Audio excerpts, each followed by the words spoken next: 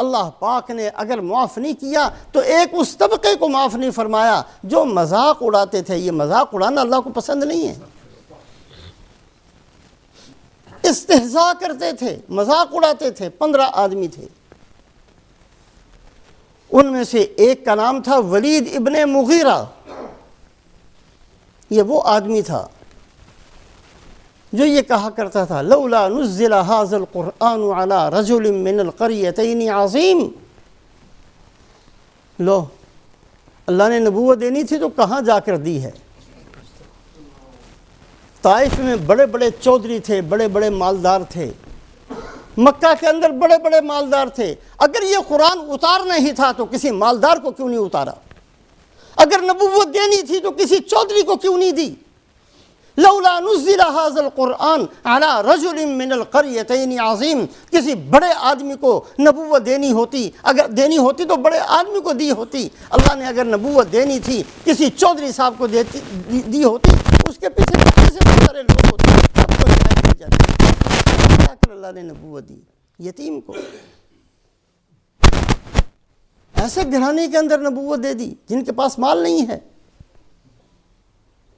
یہ مذاق تھا، یہ شدید جرم تھا۔ رحمت کا دروازہ کھلا ہے اللہ پاک کا، رسول پاک علیہ السلام کی سخاوت کا دروازہ کھلا ہے۔ وحشی کو بھی معاف کیا ہے، حبار ابن اسود کو بھی معاف کیا ہے، صفوان ابن امیہ کو بھی معاف کیا ہے، بڑے بڑے مجرمین کو معاف کیا ہے۔ اور رسول پاک علیہ السلام نے لا تثریب علیکم اليوم فرمایا، لیکن ان بدبختوں کو ہدایت نہیں دی اللہ پاک نے، مذاق اڑاتے تھے۔ ولید ابن مغیرہ کا مذاق کیا تھا؟ نبوت کسی بڑے کو ملنی چاہیے تھی، اللہ نے نبوت دی، غلط ہے معاذ اللہ حضرت محمد صلی اللہ علیہ وسلم کو۔ اس بدبختی کی وجہ سے ہدایت سے محروم رہا یہ آدمی، حالانکہ ہدایت کا دروازہ کھلا ہے اور بڑے بڑوں کو اللہ نے ہدایت دی۔ ولید ابن مغیرہ ان 15 میں سے ایک بد نصیب آدمی ہے۔ عاص ابن وائل یہ دوسرا بد نصیب آدمی تھا مکے کے سرداروں میں سے۔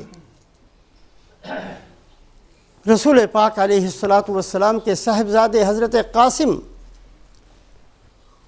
نبوت سے پہلے پیدا ہوئے، نبوت سے پہلے انتقال ہوا۔ دوسرے صاحبزادے حضرت عبداللہ نبوت کے بعد پیدا ہوئے اور بچپن میں انتقال کر گئے۔ عاص ابن وائل بدبخت نے گلی گلی جا کر مذاق اڑایا، او کس کے پیچھے چلتے ہو؟ ابتر ہے ابتر، ابتر کہتے ہیں جس کی آگے نسل نہیں چلنی۔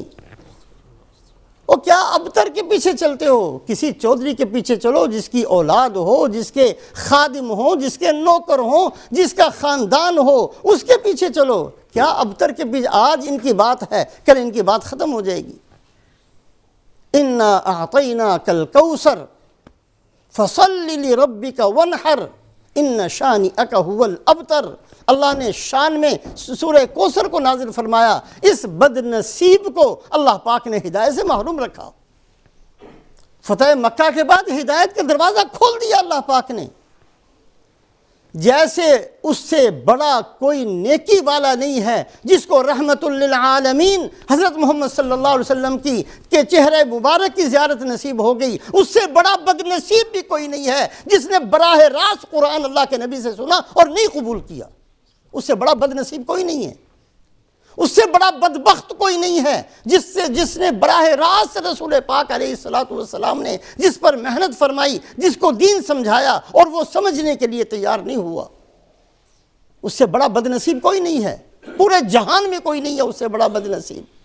اور یہ 4 طرح کے لوگ تھے، یہ 4 طرح کے جرم کرنے والے لوگ تھے۔ ایک مذاق اڑانے والا طبقہ تھا، عاص ابن وائل مذاق اڑاتا پھرتا تھا گلیوں کے اندر، ابتر کے پیچھے نہ چلنا، ہدایت سے محروم رہا۔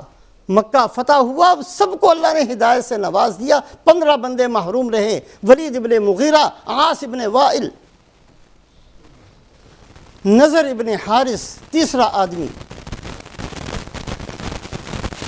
یہ ایران جایا کرتا تھا، قصے کہانیاں بادشاہوں کے، ایک بادشاہ تھا، اس کی ایک بیگم تھی، ایک لڑکا تھا، یہ جو فضول قسم کے ڈرامے ہوتے ہیں۔ آج ہمارا بہت وقت ان چیزوں میں خرچ ہو رہا ہے۔ امت کے پاس نماز سیکھنے کے لیے وقت نہیں ہے، ڈراموں کے لیے وقت ہے۔ امت کے لیے حلال حرام کے اصول سیکھنے کے لیے وقت نہیں ہے، امت کے لیے ان خرافات کے لیے وقت بھی ہے، پیسہ بھی ہے۔ آج ہماری جیبیں بھری ہوئی ہیں ان چیزوں کے لیے، جتنا چاہے ان کی جیبوں سے پیسہ نکالا جا سکتا ہے، اس چیز کے لیے، ڈراموں کے لیے، اداکاروں کے لیے، سب کچھ دینے کے لیے ہم تیار ہیں۔ یہ کرنے والا نضر ابن حارث بد نصیب آدمی تھا۔ قصے کہانیاں فضول قسم کی جو ہر زمانے کے اندر مشہور ہوتی ہیں، خود ساختہ، ہم جانتے ہیں کہ یہ خود ساختہ سٹوریاں ہیں، خود ساختہ چیزیں ہیں، کوئی اس کی حقیقت نہیں ہوتی، بنائی ہوئی کہانی ہوتی ہیں، لیکن امت ساری اس کے پیچھے چل پڑی۔ سمجھانے والے بیوقوف ہیں، ہم عقل مند ہیں جو ان چیزوں کے اوپر اپنی جان کو، مال کو لگاتے چلے جا رہے ہیں۔ ہمارے چھوٹے بچے ان کے ناموں کو جانتے ہیں، کسی بچے سے پوچھا جائے صدیق اکبر کو، انہیں تو نام نہیں جانتے۔ ہمارے کسی مسلمان گھرانے کے بچے کو کلمے پوچھ لو، نہیں آئیں گے۔ ہماری عورتیں ناواقف ہیں ان چیزوں سے، لیکن ان چیزوں کے لیے ہم نے سب کچھ کر کے دے دیا۔ نضر ابن حارث یہ بد نصیب آدمی تھا، یہ قصے کہانیاں لے کر آتا اور مکے کی گلیوں کے اندر کہتا کہ کس کی بات سنتے ہو؟ یہ پرانے زمانے کے قوم عاد کے واقعات، قوم سمود کے واقعات تمہیں سناتے ہیں۔ میں تمہیں بہترین واقعات سناتا ہوں، میں تمہیں بادشاہوں کی کہانیاں سناتا ہوں۔ چھوڑو قوم عاد، قوم نوح، قوم سمود، ان کی باتوں جو ہلاک ہو گئی، ختم ہوگی، کیا ان کے قصے سننے؟ میں تمہیں سناتا ہوں۔ مذاق اڑاتا تھا رسول پاک علیہ السلام پر، جو قرآن کے اندر احسن القصص، اللہ فرماتے ہیں بہترین واقعات قرآن میں ہم نے بیان کیے ہیں۔ اگر واقعات ہی سننے ہیں تو سنو قوم نوح کا واقعہ، کیسی قوم تھی، کہاں چلی گئی۔ سنو قوم عاد کا واقعہ، کیسے طاقتور تھے، کہاں چلے گئے۔ دیکھو قوم لوط کو، کیسی عیاش قوم تھی، کیا نتیجہ نکلا۔ اگر واقعات سننے ہیں تو ان کو دیکھو۔ یہ نضر ابن حارث، پھر اس نے ایک گانے والی لڑکی بھی ساتھ لے کر آیا اور کہتا دیکھو میں قصہ سناتا ہوں، یہ ڈانس کر کے، یہ گا کر تمہیں بتاتی ہے۔ اللہ نے ہدایت کا دروازہ کھولا ہے، حبار ابن اسود جیسوں کو ہدایت دی ہے، جس کے خنجر سے حضرت زینب رضی اللہ تعالیٰ عنہ زخمی ہوتی ہیں، ان کا حمل ساقط ہوتا ہے، اس کو بھی ہدایت دی ہے۔ حضرت وحشی کو ہدایت دی ہے، جن کی وجہ سے حضرت حمزہ شہید ہوتے ہیں، لیکن اللہ نے نضر ابن حارث کو ہدایت نہیں دی۔ ولید ابن مغیرہ بدبخت کو ہدایت نہیں دی، عاص ابن وائل کو ہدایت نہیں دی۔ یہ مقابلے میں آتے تھے، یہ مذاق اڑایا کرتے تھے اس دین کا، اس قرآن اور اللہ کے نبی صلی اللہ علیہ وسلم کا۔ مستہزئین انا کفیناک المستہزئین، اللہ فرماتے ہیں ہم نمٹیں گے ان سے، ہم نمٹیں گے۔ 15 آدمی ایسے بد نصیب تھے، اللہ نے نہیں دی ان کو ہدایت۔ نضر ابن حارث یہ قصے کہانیاں سنا، چھوڑو قوم عاد، قوم لوط کے قصوں کو، میں سناتا ہوں قصے۔ ایک کا نام تھا اسود ابن عبد یغوث۔ یہ جہاں کسی صحابی کو دیکھتا، لوگوں کو اکٹھا کرتا، اور دیکھو اس آدمی کو، کپڑے دیکھیں ان کے پھٹے ہوئے کپڑے، یہ ہیں جو ایران کے بادشاہ بنیں گے۔ اللہ کے نبی نے خبر دی تھی میری امت ایران کے خزانوں کی مالک بنے گی، میری امت قیصر کے خزانوں کی مالک بنے گی، نجاشی کے خزانے میری امت کے قدموں میں آئیں گے۔ اللہ نے پورا کیا، لیکن کون سمجھ سکتا تھا مکی زندگی کے اندر کہ ایسا ہوگا۔ صحابہ کو کھانا نہیں مل رہا، نبی کے گھر میں فاقہ ہوتا ہے، دندان مبارک شہید ہوتے ہیں، صحابہ کے بچے بھوک سے بلبلاتے ہیں۔ وہ تو سوچ بھی نہیں سکتے تھے کہ اللہ پاک ایسا زمانہ بھی بدل دیں گے کہ یہی صحابہ قیصر اور کسریٰ کے مالک بنیں گے۔ اس زمانے میں مذاق اڑاتا تھا یہ بدبخت۔ اور دیکھو اس آدمی کو دیکھا، یہ بندوں کو دیکھا، یہی ہیں جن کے بارے میں محمد صلی اللہ علیہ وسلم یہ کہتے ہیں کہ یہ بادشاہ بنیں گے، یہ قیصر اور کسریٰ کے خزانوں کے مالک بنیں گے۔ ان کی حالت تو دیکھو ان کے گھر کی حالت۔ ان کی گھر کی حالت دیکھو، ان کو کھانے کے لیے 2 ٹکے نہیں ہیں ان کے پاس، اور یہ مالک بنیں گے۔ مذاق اڑاتا پھرتا تھا گلیوں کے اندر۔ اللہ رب العزت نے ہدایت سے محروم رکھا۔ حارث بن قیس، یہ ان بد نصیب لوگوں کے نام ہیں، اور ان کا جرم مذاق اڑانا تھا۔ حارث بن قیس یہ لوگوں کو اکٹھا کرتا اور لوگوں سے کہتا، کبھی ایسا دھوکہ بھی تم نے دیکھا ہے؟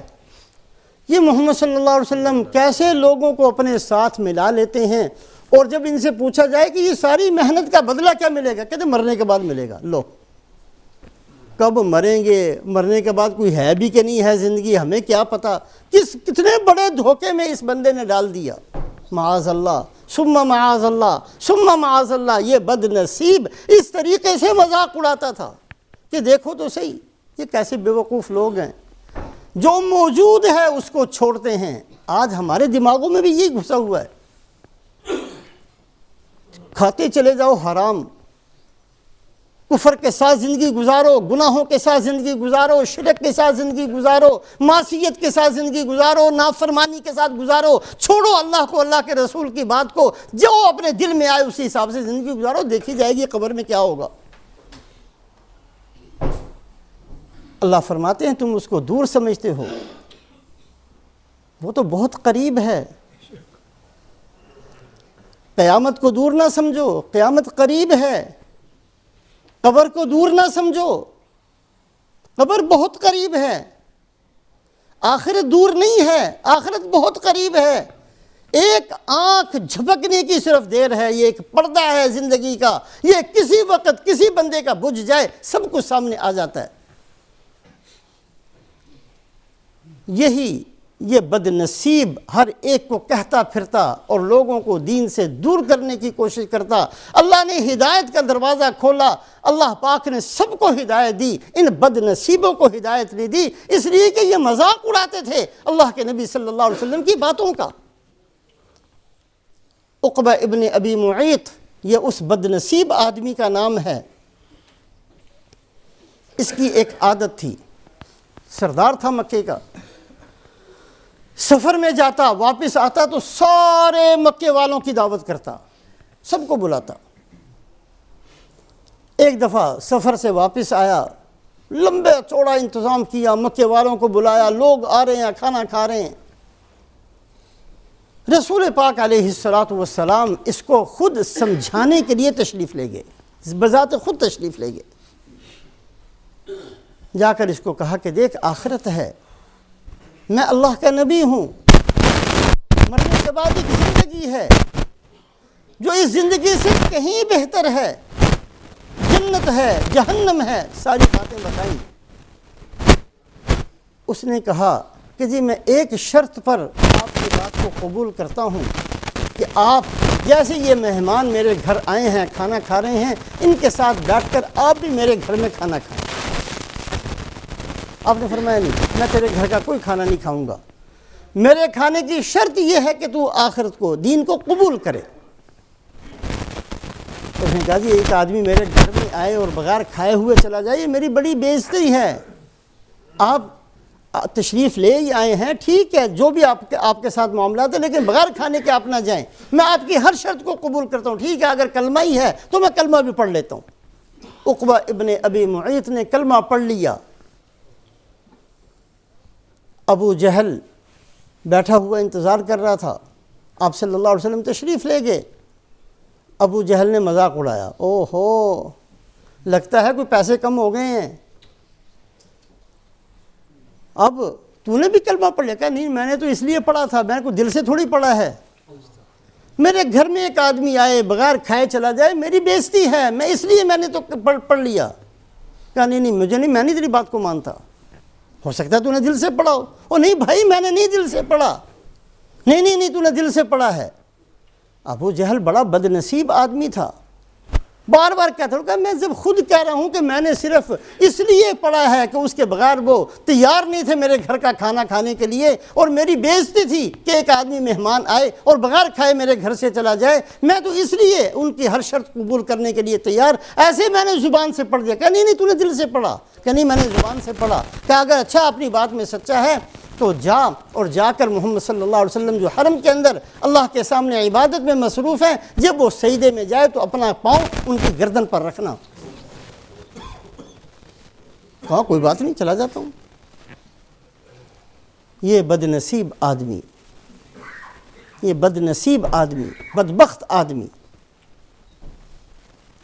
یہ اسی طریقے سے گیا اور آپ صلی اللہ علیہ وسلم کو سجدے کی حالت میں اس بد نصیب نے اپنا پاؤں آپ کی گردن پر رکھا۔